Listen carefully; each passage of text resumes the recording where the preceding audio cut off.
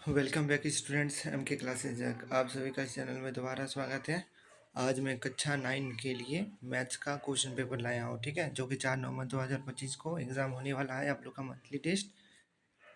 चलिए देखते हैं एक एक करके सारा क्वेश्चन का आंसर को।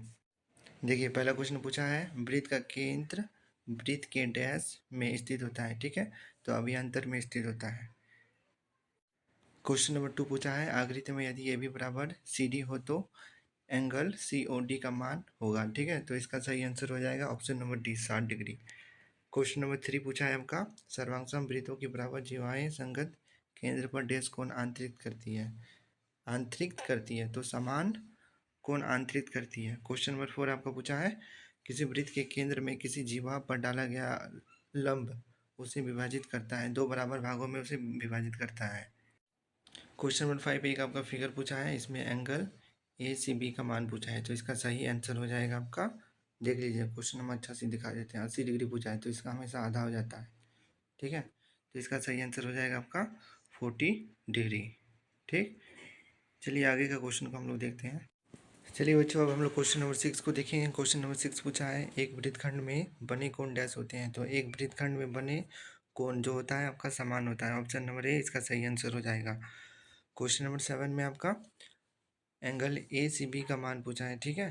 क्वेश्चन नंबर 8 में आपका दो वृत्त के सर्वांग होने की शर्तों को लिखना है। क्वेश्चन नंबर 9 में आपका एक वृत्त का व्यास 10 सेंटीमीटर है तो उस वृत्त की त्रिज्या ज्ञात करना है, ठीक है। क्वेश्चन नंबर 10 में आपका वृत्त का परिभाषा बताना है। 11 12 में इसी तरह से क्वेश्चन है। आगे अगला पेज में हम सारा का सॉल्व बता दिए हैं, आप सभी को ही अच्छी तरह से सबको लिख के और याद कर लीजिएगा और कल का एग्ज़ाम में लिख के आइएगा सब कोई अच्छे से, ठीक है। चलिए आगे देखते हैं हम लोग सारा का सॉल्व। अब यह है क्वेश्चन नंबर 7 का सॉल्यूशन, ठीक है, कॉपी में अच्छी तरह से लिख लीजिए और याद कर लीजिए। यह है क्वेश्चन नंबर 8 का आंसर, ठीक है। यह आपका क्वेश्चन नंबर 9 का आंसर, इसमें वृत्त का त्रिज्या निकालने के लिए बोला था, ठीक है।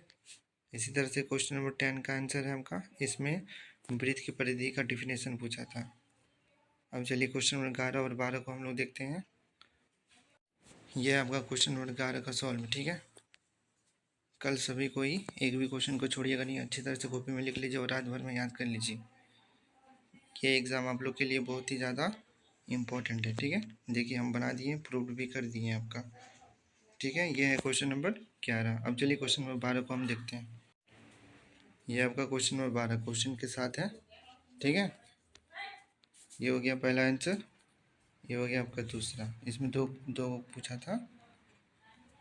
चैनल पे बने रहेंगे आगे के अपडेट के लिए, ठीक है। इसमें और सारे सॉल्यूशन प्रोवाइड कराया जाएगा। कल का एग्ज़ाम के लिए बेस्ट ऑफ लक।